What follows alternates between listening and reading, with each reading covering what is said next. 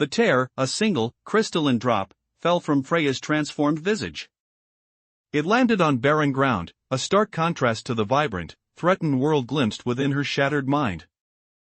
And in that instant, impossibly, a tiny bud pushed through the desiccated earth, a defiant whisper of life against the encroaching void.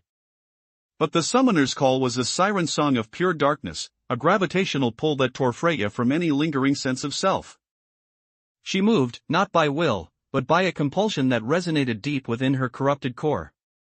The rhythm of his signal was a heartbeat of cosmic dread, each pulse a step further into an unknown abyss. Her journey was a distortion of reality. Landscapes warped and bled into one another, the very fabric of existence groaning under the weight of her passage. Glimpses of the threatened world flashed before her, its inhabitants unaware of the harbinger hurtling towards their doom. Was this what he intended? To unleash the ultimate destroyer upon a fragile creation? The energy being, the silent observer, had vanished, leaving Freya adrift in the currents of a cosmic war she was now destined to wage, or perhaps, to orchestrate. As she drew closer to the source of the summons, the violet energy within her pulsed with a malevolent hunger. The alien shard embedded in her essence sang a song of annihilation, amplified by the twisted remnants of the Creator's power. Her reflection, when it dared to appear in the fractured planes of existence, was no longer just a harbinger, but a storm of raw, unbridled power. Crimson patterns writhed across her form, and a guttural growl, a sound that was both ancient and utterly alien, rumbled from her throat. But the whisper, the desperate, ancient plea for rescue, intensified. It was a voice from within, a desperate echo of the Freya that once was, a prisoner trapped within the monstrous shell. This internal struggle, though muted by the overwhelming cosmic summons, was a flicker of defiance. Was she truly a pawn, or could this desperate plea be the key to unraveling his grand design? She arrived at the destination. It was a place of profound stillness, a void that seemed to swallow light and sound.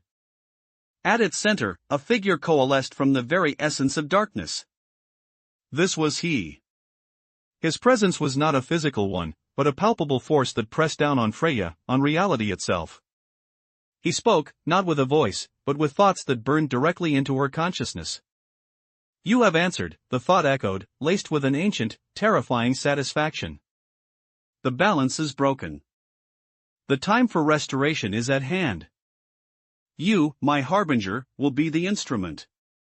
Freya felt the shard within her surge, a torrent of alien power eager to obey. The corrupted creator's energy thrummed with anticipation. But as he reached out, not with a hand, but with tendrils of pure void, a new vision flooded Freya's mind. It was not of destruction, but of a desperate alliance, a fragile hope forged in the heart of the Umbrele itself. She saw the wooden bird, her future self, not as a harbinger, but as a messenger. She saw the Creator, not as a failed restorer, but as a prisoner. And she saw the energy being, not as an observer, but as a guardian.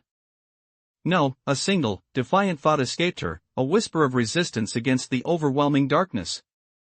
He looked upon her, and for the first time, a hint of something akin to surprise flickered across the void. Suddenly, the energy being reappeared, not before Freya, but within her. It was a surge of pure, unadulterated cosmic light, a counterforce to the darkness that threatened to consume her. The shard within her shrieked, and he recoiled, his dark tendrils retracting as if burned. The world, the threatened world, pulsed with a sudden, vibrant light. The bud, now a small, flourishing plant, unfurled its petals, a beacon of renewed life. But the energy being's intervention was not a simple act of rescue. It was a sacrifice.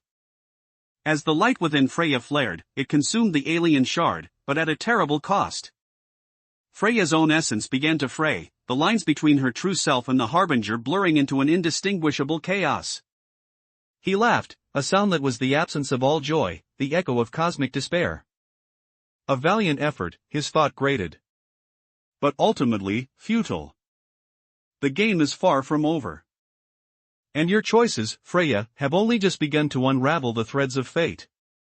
Freya, caught between the dying echo of the energy being and the encroaching darkness of his power, felt a new, terrifying realization dawn. She was not merely a harbinger, nor a prisoner. She was a nexus. A point of convergence for all the warring forces of the cosmos. And the true battle, the one for her soul and for the fate of all existence, had only just begun. The episode ends with Freya's form flickering, a terrifying silhouette against the void, the internal plea for rescue now a desperate war cry, as he prepares to unleash his full power. Will Freya succumb to the darkness, her sacrifice in vain? Or will the echoes of her former self, amplified by this cosmic intervention, forge a path to salvation? The universe holds its breath.